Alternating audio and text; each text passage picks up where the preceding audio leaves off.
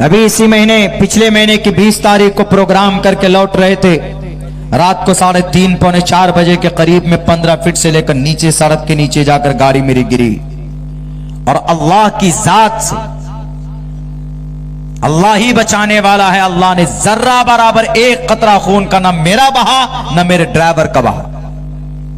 कैसे बच गए अल्लाह ही जानता है।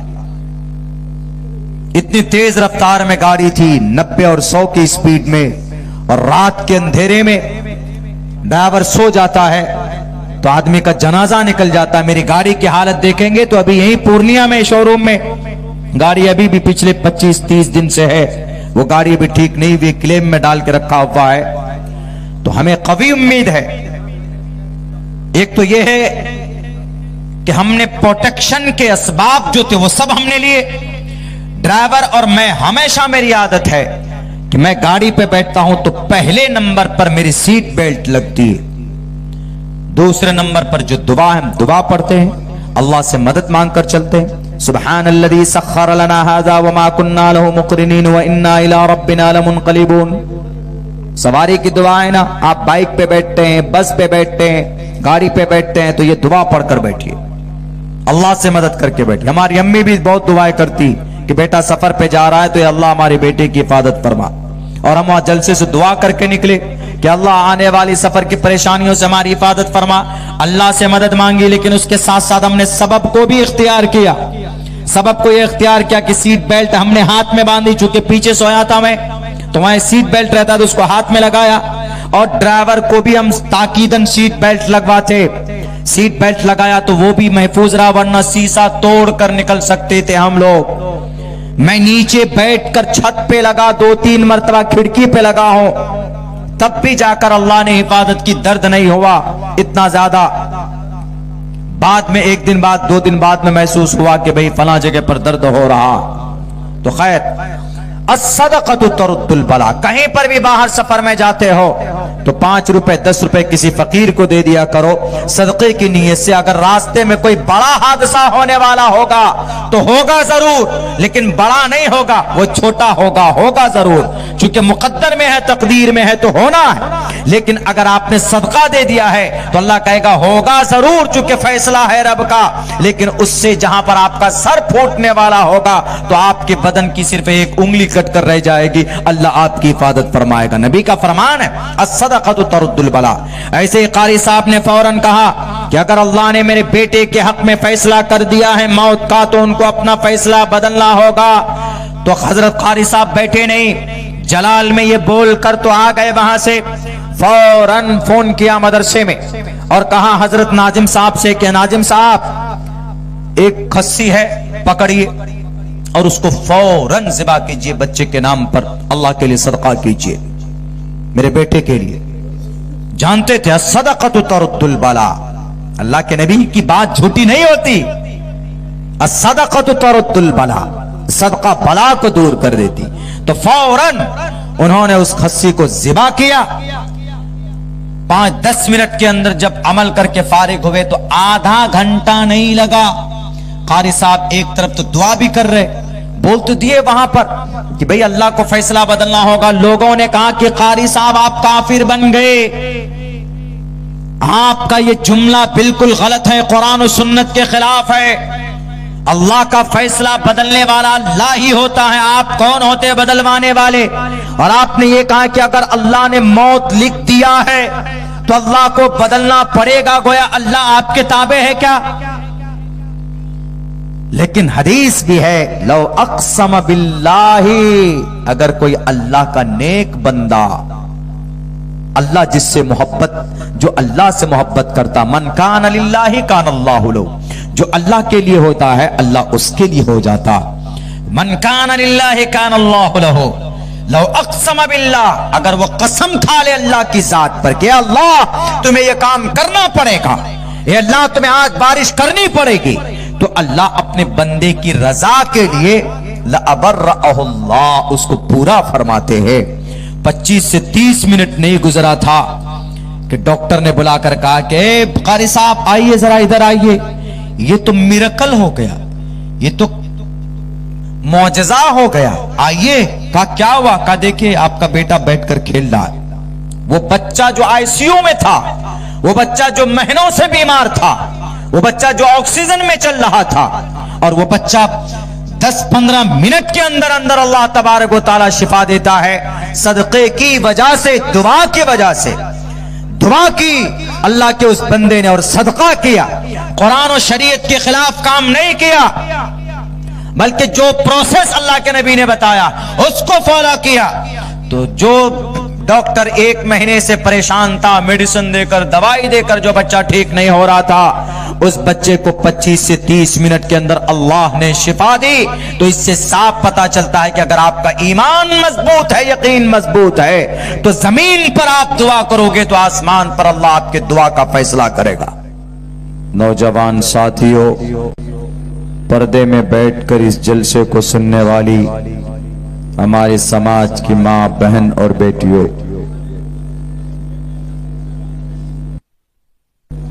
ये जलसा एक अच्छी निस्बत पर मुनाकिद की जा रही है।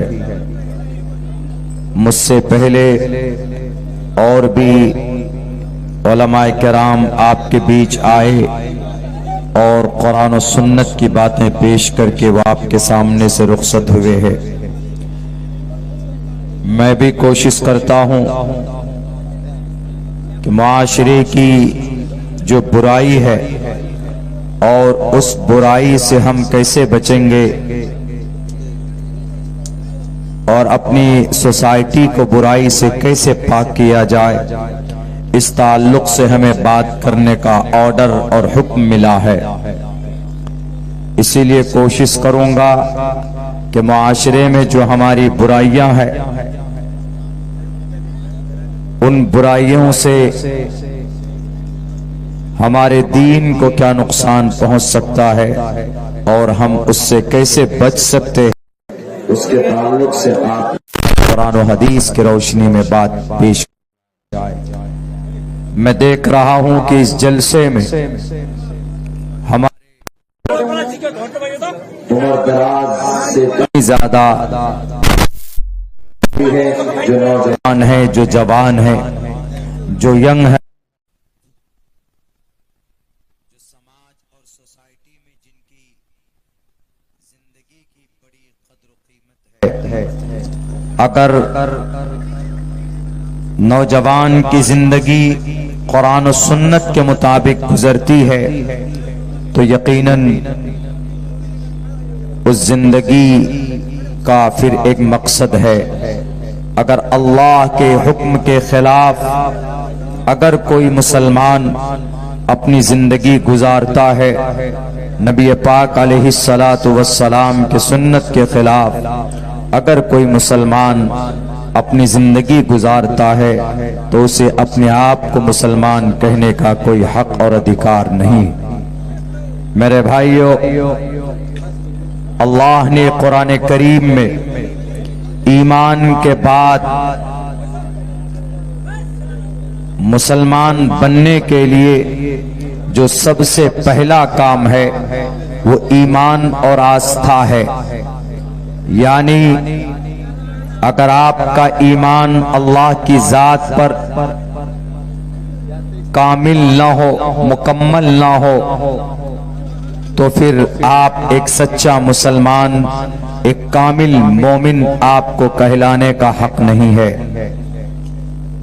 इसीलिए हम मुसलमानों के लिए आज के इस पुरफितन दौर में सबसे पहले ये जरूरी है कि मुसलमान अपने ईमान और यकीन को मजबूत करे। आज कल मुसलमानों का ईमान इतना कमजोर हो चुका है, यकीन इतना कमजोर हो चुका है कि वो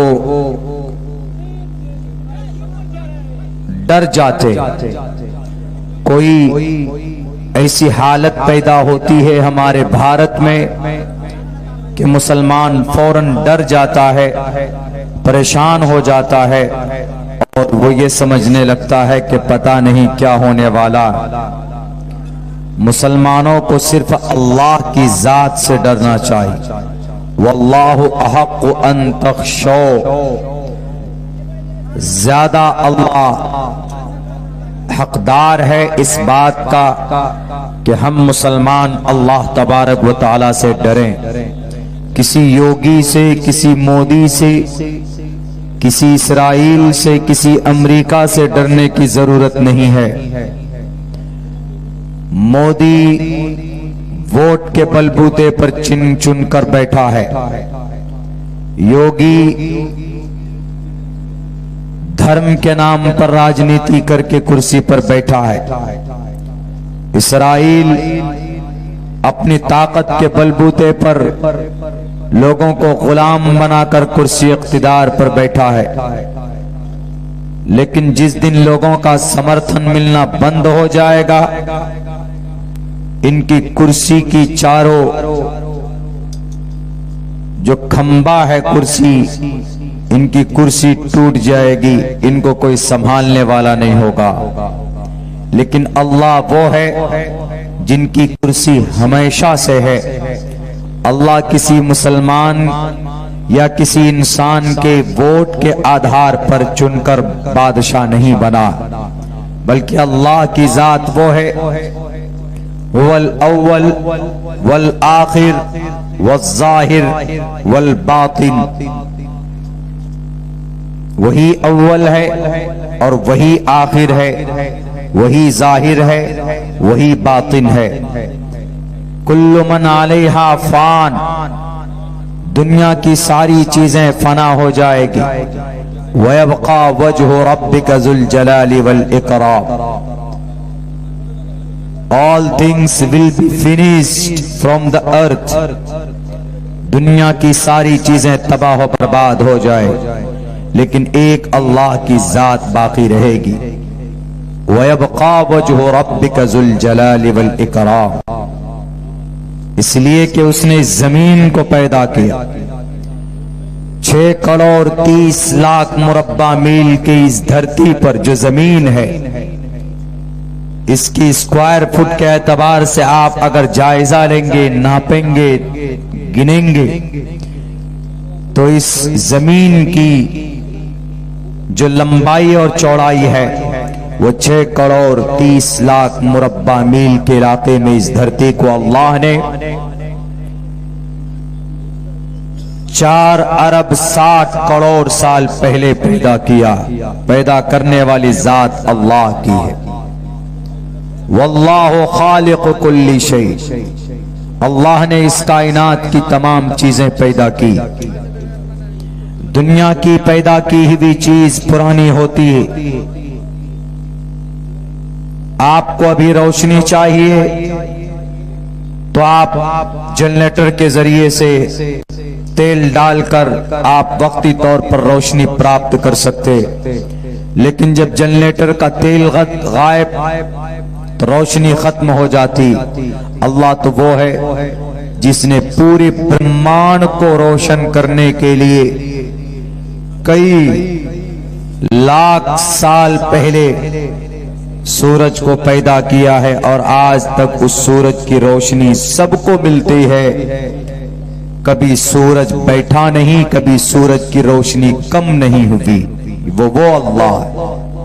वयबका वजहु रब्बिका ज़ुल जलाली वल इकराम, इसीलिए अल्लाह को कहा जाता है इन्नल्लाह अला कुल्ली शैइन कदीर, कि अल्लाह हर चीज पर कादिर।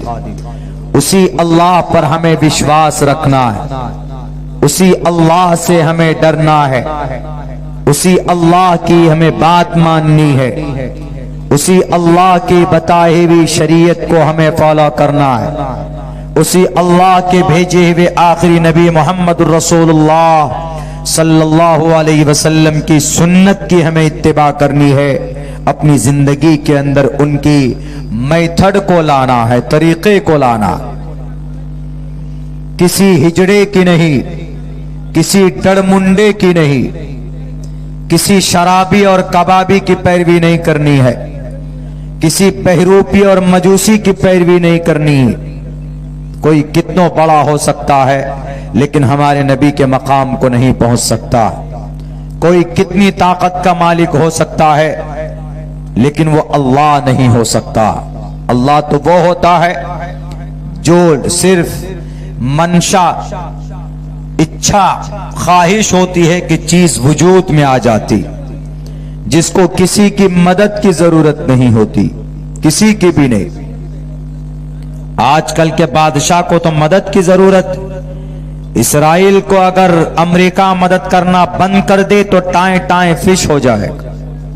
अभी इसको आटे और तेल भाव का भाव और कीमत लोगों के सामने पता चल जाएगा। बहरे कैफ हमें उस अल्लाह की जात पर ईमान और आस्था रखना है, तभी जाकर कुछ मसले का हल हो सकता है। नया कानून आता है तो मुसलमान परेशान हो जाता।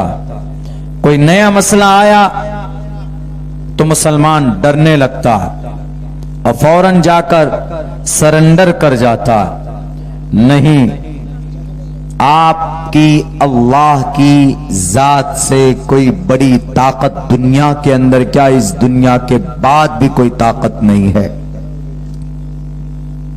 कल कयामत में भी अगर किसी की ताकत होगी तो अल्लाह ही की ताकत होगी। दुनिया के सारे बादशाह वहां पर होंगे, सारा पीएम और सीएम वहां पर होगा, ये योगी और मोदी भी होगा, अमित शाह भी होगा, सब होगा। अमेरिका का जालिम डोनाल्ड ट्रंप भी होगा, जॉर्ज बुश भी होगा, इसराइल का नेतन्याहू भी होगा और रूस का जालिम हुक्मरान भी होगा, सब होगा। अल्लाह कहेगा लिमनिल मुल्कुल यौम, बता आज किसकी हुकूमत है। कल कयामत में लिमनिल मुल्कुल यौम, आज कौन है यहां का बादशाह, आज किसके कब्जे कुदरत में बादशाहत है, बता। 17,000 बच्चों के खून को पानियों के तरफ बहाने वाले इसराइल, बता आज किसकी हुकूमत। 17,500 बच्चे शहीद कर दिए गए इसराइल में। किसी की जुबान से आवाज नहीं निकलती है जालिम यहूदी के खिलाफ। डरते हैं दुनिया के हम मुसलमान, हम और आप उनके खिलाफ आवाज बुलंद करने से। कहीं यहूदी हम पर कोई कार्रवाई न कर दे। उनकी जो सीक्रेट एजेंसी है मोसाद, कहीं उसके घर में घुसकर उसको मार न दे, डरते। इसीलिए मैं कहता हूं कि डरने की no need to be fear, डरने की जरूरत नहीं है। डरना है तो अल्लाह से डरो, किसी और से नहीं। कल कयामत में रब पूछेगा कि बता अमेरिका, तुम्हारा सुपर पावर ताकत दुनिया के अंदर तुम चलाते थे, आज किसकी हुकूमत। वहां सब बेबस होगा, लाचार होगा रब के सामने। बताओ किसकी हुकूमत। लिमनिल मुल्कुल यौम, अल्लाह ऐसे विराजमान तमाम दुनिया के हजरत आदम से लेकर जब जितने भी लोग पैदा हुए to the day of judgement, कयामत तक सारे लोग होंगे। सारे एक एक आत्मा, एक एक रूह वहां पर मौजूद होगी। सबसे रब मुखातब करेगा कि बताओ आज का बादशाह कौन, who is the powerful man, कौन है सबसे ज्यादा ताकतवर। कहीं से कोई आवाज नहीं आएगी, सिर्फ एक ही आवाज होगी, लिल्लाहिल वाहिदिल कहार, एक तन्हा वो अल्लाह जो कहार है, जो जब्बार है, आज उसकी हुकूमत है। हमें उस अल्लाह से डरने की जरूरत। लेकिन आज हम दुनिया के चक्कर में अल्लाह से डरते नहीं हैं, गुनाह करते रहते। हमारा मुसलमान झूठ बोलता रहता है, शराब पीता रहता है, नमाज नहीं पढ़ता। ईमान के बाद जो सबसे बड़ी जिम्मेदारी है मुसलमानों पर, वो क्या है। एक तो ईमान, तो that is very compulsory. If you want to be a good and great and complete Muslim, you must to believe in only one God. आपके लिए जरूरी है कि आप एक अल्लाह के ऊपर ईमान और आस्था रखें, कोई नहीं है अल्लाह के अलावा। ये जो लोग ढोंग रचते हैं, खुदाओं के अलावा किसी और से मदद मांगते हैं, उनके सामने में सजदा करते हैं कि ये ढोंग है, ये ईमान का जनाजा है, उसकी ईमान से ही सलामत नहीं है जो रब के अलावा किसी और से मांगता है, दुआएं मांगता है, सर को झुकाता है। नॉट अलाउड टू बो their hand and their head, अपने सर को झुकाना बिसाइड अल्लाह सुब्हानहू व तआला, अल्लाह के अलावा, दैट शुड बी पेनल्टी, उसको सजा दी जाएगी, उसको मुसलमान नहीं है। इसीलिए अल्लाह सारे गुनाहों को माफ करेगा। आपने नमाज नहीं पढ़ी जिंदगी में, अल्लाह माफ कर देगा। आपने ज़कात नहीं दी है तो अल्लाह माफ कर सकता है। रोजे नहीं रखे हैं तो अल्लाह की सिफती रहीमी जोश में आएगी तो जाइए माफ। आपने और भी गुनाह किए तो मुमकिन है अल्लाह माफ कर देगा। लेकिन अल्लाह का अर्श अगर हिलता है, अगर अल्लाह ज्यादा नाराज और खफा होते हैं तो वो इस बात पर होते हैं कि अल्लाह के साथ बंदा किसी और को अल्लाह का मकाम देता है, मर्तबा देता है, तो अल्लाह तबारक व तआला को बहुत गुस्सा आता है। इसी को कुरान करीम की जुबान में कहा गया है शिर्क है। और शिर्क वो है जिसको रब माफ नहीं करता है। अगर आपने सच्चे दिल से तौबा नहीं किया तो अल्लाह इसको माफ नहीं करेगा। इन्नल्लाह ला यगफिरु अन युशरका बिही व यगफिरु मा दून ज़ालिका लिमन यशा। अल्लाह शिर्क को माफ नहीं करता। इसीलिए कई जगह पर कुरान करीम के अंदर ताकीदन कहा है कि अल्लाह की जात पर ईमान लाओ। या अय्युहल्लज़ीना आमनू आमिनू, ईमान वालो ईमान को मजबूत करो। उसका मतलब यही, उसका अर्थ यही। बैरक ईमान लाने के बाद दूसरा काम क्या करना है? हम तो अल्हम्दुलिल्लाह यहां जितने भी लोग बैठे हैं, अल्लाह की जात से भरोसा है कि हम सब एक अल्लाह की जात पर ईमान और आस्था रखते हैं। अगर कोई नहीं रखता है तो बहुत बड़ा मुजरिम, बहुत बड़ा गुनाह है। अल कबाइरु अल इशराकु बिल्लाह, गुनाह कबीरा में से है अल्लाह के साथ किसी को शरीक किया जाए। मंत्र में भी मना किया ना, मैंने पढ़ा, पहले बहुत पढ़ता था मैं इस मंत्र को। अंदंतमः प्रियो शंति संभवति मुपास्ति ततु भूय इव्यूति तमोयु संभूति आमरतः। वैद का मंत्र है। जैसे मुसलमान कुरान को मानता है वैसे हिंदू वेद को मानते। वो अलग बात है कि हिंदू अपने वेदों के उपदेश और आदेश को नहीं मानता। आज के जमाने में वो नेताओं की बात मानते हैं। नेता ने कहा, क्या कहा? तुम्हारा धर्म खतरे में है, तो सारे हिंदू समझता है कि धर्म खतरे में है। डंडा लिया, सड़कों पे आ गए धर्म बचाने के लिए। धर्म है कहां जी? धर्म कहां पर है जो खतरे में है? धर्म किसी घर में बंद है या किसी दुकान में है या किसी फ्रिज में डाला हुआ है जो खतरे में कोई लूटने वाला है? कहां है धर्म? ढूंढो धर्म कहां है, ढूंढ कर बताओ जरा धर्म कहां है जो खतरे में है। उसको ऐसे किसी चीज की हिफाजत करनी होती है तो लॉकर में डाल देते। अगर धर्म खतरे में है तो बैंक में लॉकर में डाल दो। लेकिन धर्म ऐसी चीज है जो आप छू नहीं सकते, पकड़ नहीं सकते।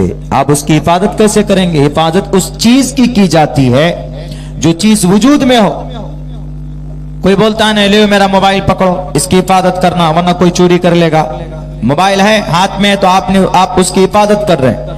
लेकिन अगर धर्म की हिफाजत करनी है तो कैसे करेंगे? डंडा लेके करेंगे। ये जितने भी हमारे नौजवान हिंदू भाई आरएसएस और वीएचपी के भटके हुए नौजवान जो नारा लगाते हैं जय श्री राम, भारत माता की जय, ये नहीं बोलते, ये शराब की थैली बोलती जो गटका दिया अंदर में नेताओं ने पिलाया हुआ है।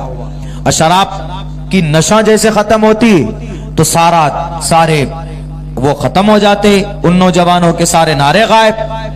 फिर हफ्ता 10 दिन के बाद में कहीं पर देखो कि कहीं इलेक्शन है, वहां नौजवानों को इकट्ठा किया, 100-100 रुपए दिए, 200-200 रुपए दिए, 500 रुपए दिए, लो जी शराब की थैलियां दे दो।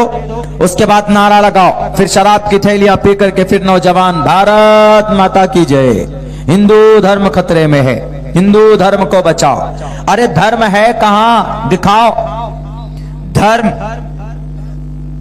का मतलब संविधान, धर्म का मतलब एक कानून, धर्म का मतलब ईश्वर का फरमान, धर्म का मतलब परमात्मा का उपदेश, धर्म का मतलब शरीयत इस्लाम में, धर्म का मतलब कुरान और सुन्नत, धर्म का मतलब नेक अमल, और धर्म की हिफाजत तीर तलवार से नहीं होती, धर्म की हिफाजत अमल, धर्म पर अमल कर कर धर्म की हिफाजत होती। जैसे आपको नमाज की हिफाजत करनी तो आप क्या करेंगे? मौलाना अब्दुल्ला साहब की तकरीर सुनी, मौलाना सौराब साहब या मौलाना अब्दुल शकूर शेख शकूर साहब की तकरीर सुनने के बाद इन्होंने तकरीर की है मुसलमानों अपने मजहब इस्लाम की हिफाजत करो, तो आप कल से क्या तलवार लेकर वहां सड़क पे खड़े हो जाएंगे, कहेंगे कि धर्म इधर से भागेगा तो हम हिफाजत करेंगे? धर्म की हिफाजत करनी है तो धर्म पर अमल करना होगा। नमाज की हिफाजत करनी, नमाज हमारा धर्म है, नमाज ऑर्डर है, शरीयत है, नमाज की हमें हिफाजत करनी है तो हमें नमाज पढ़ना पड़ेगा, तब नमाज की हिफाजत होगी। वरना पूरा गांव वाला तलवार लेकर खड़ा हो जाए और यूं कहे कि हम नमाज की हिफाजत करेंगे, हम कुरान की हिफाजत करेंगे, हम सूद की, शराब की जो ममानियत है यानी शरीयत की हिफाजत हम करेंगे, तो कैसे होगा? शरीयत किसी मादी चीज का नाम नहीं है। धर्म की हिफाजत धर्म पर अमल कर कर होता है, तीर और तलवार से धर्म की हिफाजत नहीं होती है। इसीलिए मनुस्मृति में शायद मंत्र है वो, भगवान धर्मस्तस्य हयाते कुरूलमा शरीरेणे शमम नासम सर्वमन्यते गच्छति। क्या कहा? यह कहा है कि धर्म, इंसान का धर्म बाकी रहता है, यानी इंसान का कर्म बाकी रहता है, इंसान का अमल बाकी रहता है। आप शराब पिएंगे तो शराब पीने का अमल बुरा है, यह बाकी रहेगा, लिखा चला जाएगा। आप जिना करते, 5 मिनट में बड़े मजे लिए आपने जिना किया, वाह आपने बहुत बड़ा काम किया। आप समझते कि हमने किसी बेटी की इज्जत लूट ली, हमने बड़े मजे लिए, 10 मिनट तक बहुत मजा आया, 10 मिनट का मजा खत्म हो गया, लेकिन हमेशा के लिए आपके नामे अमल में यह गुनाह ऐड हो गया, लिखा चला गया, तो यह बाकी रहेगा। आपका अमल, अमल बुरा हो कि अच्छा हो, वह बाकी रहता है, बाकी उसकी लज्जत खत्म हो जाती है। आदमी शराब पीता है, वो नशे में मजा आता है, शराब पी लिया। आजकल कोई ड्राइवर बिना शराब के ड्राइवरी भी नहीं करता है। ट्रक ड्राइवर जितने भी होते हैं, रात को देखिए आप सड़कों पे ट्रक लेकर कैसे डांस करता है, कभी इधर जा रहा है कभी उधर जा रहा है, एकदम बिना शराब पिए ट्रक ड्राइवर। तकरीबन मैं समझता हूं कि 70-75% ट्रक ड्राइवर, बस ड्राइवर लोग शराब पीते हैं। हमारे हिंदुस्तान के अंदर, खुसूसन हमारे बिहार के अंदर, वो अलग बात है कि शराब पर पाबंदी है, लेकिन होम डिलीवरी चालू है, होम डिलीवरी शराब मिलती है बिहार के अंदर, बड़े बड़े शहरों के अंदर। तो आदमी का अमल बुरा हो कि गलत हो, वो बाकी रहता है। इसीलिए इस मंत्र में बड़ो अच्छी बात कही गई है मेरे मुखातब हिंदू भाइयों के लिए। ये पैगाम, भगवान धर्मस्तस्य हयाते कुरूलमा शरीरेणे शमम नासम सर्वमन्यते गच्छति। इंसान की बॉडी, इंसान का जिस्म, इंसान के सर से पैर तक ये पूरा ढांचा ये नाश हो जाएगा जमीन में मिलकर, या इसको आग के हवाले करेंगे तो जलाकर भस्म कर दिया जाएगा। लेकिन इस बॉडी ने जो अमल किया है, अगर हाथ से किसी को मारा है तो मारने वाला अमल बाकी होगा, ईश्वर के पास होगा। अगर आपने कुर्सी में बैठकर बुलडोजर चलाया है मदरसों पर, तो आपका बुलडोजर चलाने का ये गलत काम आपको कल कयामत में नजरों के सामने होगा। ये मैं नहीं कह रहा हूं, अल्लाह का कुरान भी कहता, मा इंदकुम यनफदु व मा इंदल्लाहि बाक़। ला युगादिरु सगीरतन वला कबीरतन इल्ला अहसाहा। 2-3 कीड़ा तो खा चुका हूं। असल में मजबूरी है, लाइट में कीड़े आते।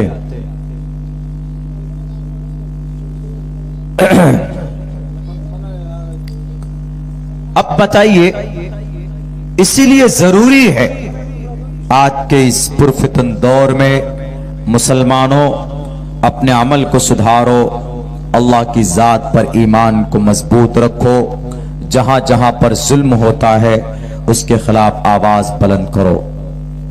और सबसे पहला काम आपको ईमान के बाद अगर कोई करना है तो ये आपको नमाज अदा करनी है पाबंदी से। नमाज पर कोई पाबंदी मोदी योगी की तरफ से नहीं है, लेकिन हमारा मुसलमान नमाज नहीं पढ़ता। अल्लाह पूछेगा मरने के बाद, सबसे पहले यही पूछेगा, सबसे पहले रोजे महशर के जहां गुदाज बोवत अव्वलीन पुरशिस नमाज बोवत। सबसे पहला अमल आपका ईमान के बाद अगर अल्लाह पूछेगा तो नमाज के बारे में पूछेगा कि 5 वक्त की नमाज फर्ज थी 24 घंटे में।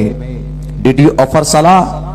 डिड यू कंप्लीट सलाह every day 5 times a day? Why I created you? अल्लाह पूछेगा हमने क्यों पैदा किया था? नमाज पढ़ी? क्या जवाब देंगे हम मुसलमान? आज जो मुसलमान बुज़दिल है वो इस वजह से कि मुसलमान का अल्लाह से रिश्ता टूट चुका है। बिहार मुल्क हिंदुस्तान में 25 से 30 करोड़ मुसलमान। क्यों बुज़दिल बना हुआ है? क्यों डरता है मुसलमान? क्यों? इसलिए कि मुसलमान का ईमान कमजोर है। वरना अल्लाह ने कुरान में कहा है कि मोमिन वो होता जो कभी डरता नहीं है। क्या करेगा? जेल में डालेगा हक बात बोलने पर, नमाज पढ़ने पर। या आप नमाज पढ़ेंगे तो क्या नमाज पढ़ने पर किसी को जेल हुई है? क्या रोजा रखने पर किसी को जेल में डाला गया है? क्या शराब से दूर रहने पर किसी को जेल में डाला गया? क्या झूठ न बोलने पर किसी को जेल में डाला गया? नहीं। तो फिर क्या वजह है कि हम बुराई से नहीं बचते, पाबंदी से नमाज नहीं पढ़ते? अल्लाह के नबी अलैहिस्सलाम ने फरमाया, मुसलमानों, मन तरक अस्सलात मुतअम्मिदन फक़द कफ़र। 2 बड़े आलिम दीन इमाम अहमद इब्न हम्बल रहमतुल्लाहि अलैह, इसहाक बिन राहवे रहमतुल्लाहि अलैह, ये इस हदीस का क्या तर्जमा करते पता है? मन तरक अस्सलात, जो मुसलमान जानबूझकर नमाज को छोड़ता है, मुतअम्मिदन, जानबूझकर। अजान हो गई है, कोई काम नहीं है, तब भी बैठा है, छोड़ दिया। क्या? नमाज। वही अजान नहीं पढ़ेंगे, चलो अभी उम्र नहीं है, अभी 20 साल की उम्र हुई है, 15 साल का हूं मैं, अभी 22 साल का हूं, 25 साल का हूं, चलो अभी तो पूरी जिंदगी पड़ी है, यही समझकर छोड़ देते। जानबूझकर, मुतअम्मिदन, कॉन्शियसली, जानबूझकर मुसलमान नमाज छोड़ता है कोई मुसलमान, फक़द कफ़र। तो ये 2 आलिम दीन जिनका नाम मैंने लिया, बहुत बड़े शेख हैं, बहुत बड़े फकीह हैं, बहुत बड़े मुहद्दिस हैं अपने जमाने के। ये पता क्या तर्जमा करते हैं? इसका मतलब है, वो कहते हैं कि जो मुसलमान जानबूझकर नमाज को छोड़ता है वो काफिर हो जाता है। ये दोनों उलमा ने ये तहकीक की, ये तर्जमा बताया। लेकिन और उनके अलावा जितने भी फुक़हा किराम हैं, हजरात मुहद्दिसीन है, बड़े बड़े शेख हैं, उन्होंने कहा कि नहीं, वो आदमी काफिर तो नहीं होता, बल्कि उन्होंने इसका तर्जमा ये बताया है कि वो काफिरों वाला अमल किया है। काफिर तो नहीं हुआ, अलबत्ता काफिरों वाला अमल किया। लेकिन पहले जो उन्होंने कहा कि काफिर हो गया, ये भी तो तर्जमा हो सकता, मतलब हो सकता। अगर यही मतलब, यही मंशा अल्लाह के नबी की है कि काफिर हो गया, तो बताइए हम में से कौन मुसलमान है जो गांव के अंदर में मेरे ख्याल से 5%, 10% नौजवान नमाज पढ़ते, ज्यादा 15% टोटल मुसलमान नमाज पढ़ते हैं, बाकी 85% मुसलमान तो गायब। फजर की नमाज में मस्जिद में कोई नहीं है, बस इमाम साहब नमाज पढ़ाते, बाकी हम लोग रात को गोश्त मांस मछली खाकर गधे की तरह सोते रहते। अल्लाह ने क्यों पैदा किया? वमा खलक़तुल जिन्न वल इंसा इल्ला लियअबुदून। अल्लाह ने आपको पैदा किया है, आपको पानी के कतरे से पैदा किया। पानी का कतरा है ना, मनी का स्पर्म, मनी का जो कतरा है पानी, उसी कतरे से आपको अल्लाह ने पैदा किया और खूबसूरत इंसान बनाया। किस लिए? आप अल्लाह की इबादत करो। अल्लाह की इबादत में सबसे पहला नंबर अगर किसी अमल का है तो नमाज का है, सबसे पहला नंबर। कितने मुसलमान हैं जो जानबूझकर नमाज छोड़ता है? क्या मोदी जी ने कोई कानून लाया कि अगर मुसलमान नमाज पढ़ेगा तो केस बुक करो? मुसलमान फजर की नमाज में जागेगा तो उनको जेल में डालो? नहीं है। नमाज न पढ़ने की वजह से अल्लाह ने इन जालिमों को मुसल्लत किया है आप पे, इसीलिए आपको जेल में डाला जा रहा, आपके उलमा को भी और आपके मदरसों को भी। अभी उत्तर प्रदेश में पता है, देखिए ये तो हमेशा कोशिश करते हैं मुसलमानों की शरीयत को, मुसलमानों के मदरसों को, इनकी मस्जिद को खत्म करने की कोशिशें कर रहे हैं, लेकिन हमारा अमल गंदा, हमारे मुसलमानों की बदअमली की वजह से अल्लाह जालिम बादशाह को मुसल्लत किया हुआ है। अभी सुप्रीम कोर्ट का क्या फैसला आया उत्तर प्रदेश के मदरसों के बारे में? मुझे पूरा जजमेंट आपको नहीं सुनाना, सिर्फ जो असल मकसद है वो जो बात बतानी है उस पूरे जजमेंट में। अभी 2-3 महीना पहले उत्तर प्रदेश के हाई कोर्ट ने यह ऑर्डर दिया था कि मदरसा एक्ट, उत्तर प्रदेश का जो मदरसा एक्ट है, मदरसा एक्ट, वो असंवैधानिक है, गैर कानूनी है। उन्होंने ये हाई कोर्ट ने, डिस्ट्रिक्ट कोर्ट ने नहीं, हाई कोर्ट ने, यानी सुप्रीम कोर्ट के बाद, सुप्रीम कोर्ट तो सबसे बड़ा, उससे थोड़ा नीचे हाई कोर्ट होता है। हाई कोर्ट किसी भी स्टेट का बड़ा कोर्ट होता है, बड़ी अदलिया होती है। उन्होंने ये स्टेटमेंट दिया, उन्होंने कहा कि मदरसा एक्ट असंवैधानिक है। यहां कुरान पढ़ाया जाता है, यहां पर हदीस पढ़ाई जाती है, यहां पर डॉक्टर इंजीनियर पायलट नहीं बनाए जाते, इसीलिए मदरसा एक्ट असंवैधानिक है, इसको बैन कर दिया जाए। लेकिन गनीमत है कि अभी 3 दिन पहले सुप्रीम कोर्ट, जो हमारे भारत का सबसे बड़ा न्यायपालिका है, सबसे बड़ी अदलिया है, सबसे बड़ी अदालत, वहां के चीफ जस्टिस, जो अभी शायद गालिबन 12 तारीख को वो रिटायर होने वाले हैं, चीफ जस्टिस, उन्होंने कहा कि मदरसा एक्ट असंवैधानिक नहीं है, मदरसा एक्ट संवैधानिक है। और उत्तर प्रदेश में जितने भी मदरसे हैं, किसी मदरसे को कोई ताला नहीं लगा सकता, मदरसा चलता रहेगा। कितने मदरसे हैं उत्तर प्रदेश में? 23,000। उनमें से 16,000 मदरसे रजिस्टर्ड है, रजिस्ट्रेशन मिला हुआ है, यानी गवर्नमेंट की नजर में, उनकी लिस्ट में। और तकरीबन इन 23,500 मदरसों में पढ़ने वाले बच्चे कितने हैं? तकरीबन 17 लाख बच्चे पढ़ने वाले। उनमें से 560 मदरसा बोर्ड का, यानी सरकार उसको फंड करती, जैसे हमारे बिहार में है बोर्ड का मदरसा जिसको बोलते हैं। बाकी 4,000 मदरसों की वेरिफिकेशन होना बाकी है, उसको भी वो लोग फंड कर सकते हैं। लेकिन उत्तर प्रदेश के लाल भुजक्कर साहब ने कहा पिछले कई महीनों से सैलरी नहीं दी थी उन बेचारों को, 2.5-3 साल से तनख्वाह नहीं दी थी। उन्होंने कहा कि 560 मदरसों को हम क्यों पैसा देंगे, बंद करो इन मदरसों को।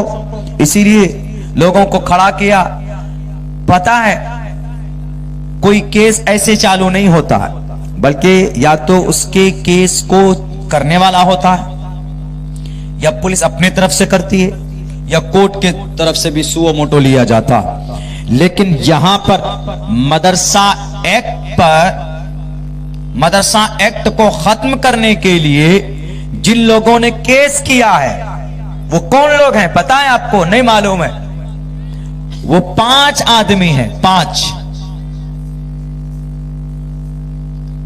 5 आदमियों में से 4 आदमी, आप क्या कहेंगे कि योगी सरकार ने शायद केस करवाया है, कोई हिंदू होगा केस करने वाला। 5 आदमी है मदरसा एक्ट के खिलाफ हाई कोर्ट में याचिका दाखिल करने वाला।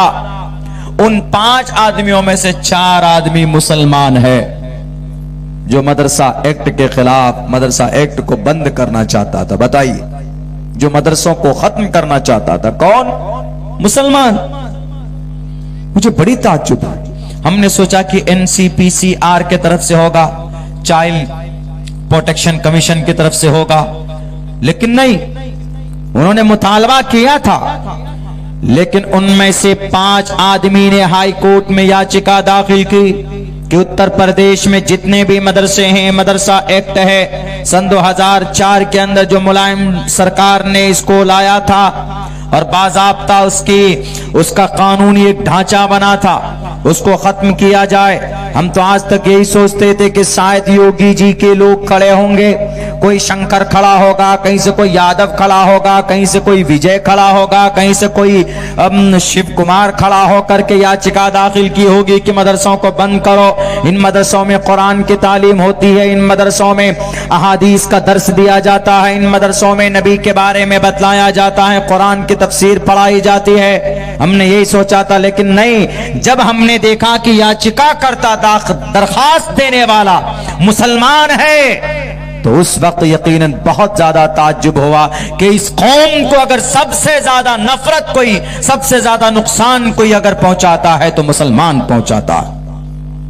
योगी तो बाद में, मोदी बाद में, मिस्टर प्राइम मिनिस्टर, इसराइल बाद में, अमेरिका बाद में, पहले हम मुसलमान इस धर्म को नुकसान पहुंचाते।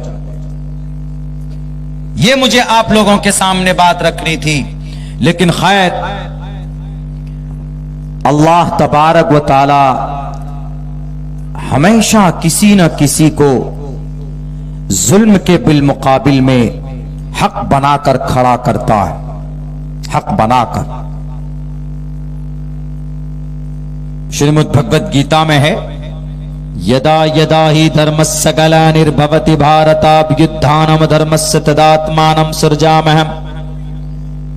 जब जब इस जमीन पर अच्छाई को कोई खत्म करता, जब जब इस जमीन पर कोई मदरसों पर बुलडोजर चलाएगा, जब जब इस जमीन पर कोई मस्जिद 50 साला मस्जिद को तोड़ने की कोशिश करेगा, जब जब कोई इस जमीन पर बहराइच जैसी इलाके में मुसलमानों के घरों पर नोटिस लगाएगा, पड़ोस में सामने हिंदुओं के घर को छोड़ देगा, ये जुल्म है, तब तब ईश्वर परमात्मा सुप्रीम कोर्ट को अवतार बनाकर खड़ा करेगा।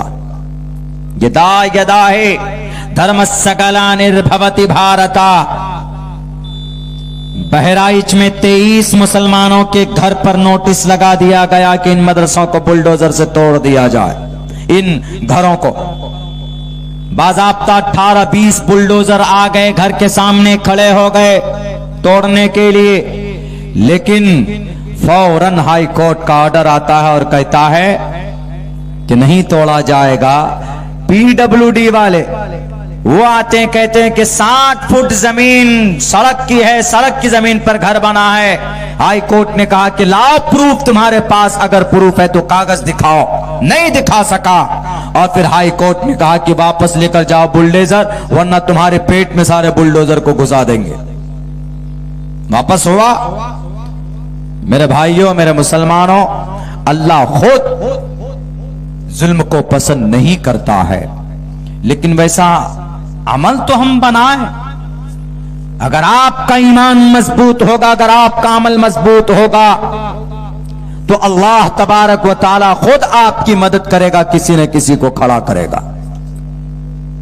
हम मुसलमान नमाज नहीं पढ़ते हैं, सबसे बड़ा अमल है ना। अल्लाह के नबी फरमाते हैं, कुर्रतु ऐनी फिस्सलाह, मेरी आंखों की ठंडक नमाज में। कोई परेशानी हो, कोई दिक्कत हो, कोई दुख हो, तो आदमी को नमाज के जरिए से मदद लेनी चाहिए। इसलिए कि बंदा जब नमाज पढ़ता है, जब मुसलमान नमाज में सजदा करता है, तो रब के सबसे ज्यादा करीब होता है, सबसे ज्यादा करीब। सजदा, अपना सब कुछ झुका दिया। करोड़पति आदमी है, लखपति आदमी है, दबंग है, किसी के सामने झुकता नहीं है, हमेशा सर उठा हुआ रहता, अबू जहल के तरह। लेकिन जब नमाज की बारी आती है, जब नमाज पढ़ता है तो उसको अपना सर जमीन पर रगड़ना पड़ता है। एक दफा नहीं बल्कि एक रकात में 2 दफा। और कितने रकात हैं 24 घंटे में, 5 वक्त में, कितने घंटे हैं, कितनी सजदे हैं, उतनी मर्तबा अपनी मुकद्दस नाक को, पेशानी को झुकाता है। और सिर्फ झुकाता नहीं, झुका कर कहता है सुबहान रब्बियल आला, सुबहान रब्बियल आला। पाक है मेरा रब जो बरतर और बड़ा है, उसका नाम लेता है सुबहान रब्बियल आज़ीम। रुकू में पढ़ता तो अल्लाह बंदे की इस अदा को इतना पसंद फरमाता है, इतना पसंद फरमाता है, फरिश्तों से कहता है ये देखो गवाह रहना, ये दुनिया में किसी से डरने वाला नहीं था, लेकिन मेरी बंदगी के लिए मुझसे डर कर देखो सजदे कर रहा है। इसीलिए कहा गया है कि अगर कोई नफिल नमाज में सजदे में अल्लाह से दुआ करता है, सजदे में अल्लाह से दुआ करता है, तो अल्लाह तबारक व तआला उसकी दुआ को जरूर कबूल करते, क्योंकि आदमी उस वक्त बेहैसियत बनकर अल्लाह के सामने दुआ करता है। आज हम में से कितने मुसलमान परेशानी होती है तो किसी डॉक्टर के पास दौड़ कर जाते, लेकिन सबसे पहले before all things you have to make ablution and definitely you have to offer 2 रकात सलाह। आप 2 रकात नमाज पढ़िए, अल्लाह से दुआ कीजिए, कुछ सदका कीजिए और फिर इलाज की तरफ भागिए, फिर दुनियावी चीज पर अमल कीजिए, दुनियावी सबब को इख्तियार कीजिए, तो इंशाअल्लाह आपकी नमाज की बरकत से और आपके सदक़े की बरकत से आपकी बड़ी परेशानियों को रब्बे जुल जलाल टाल देता।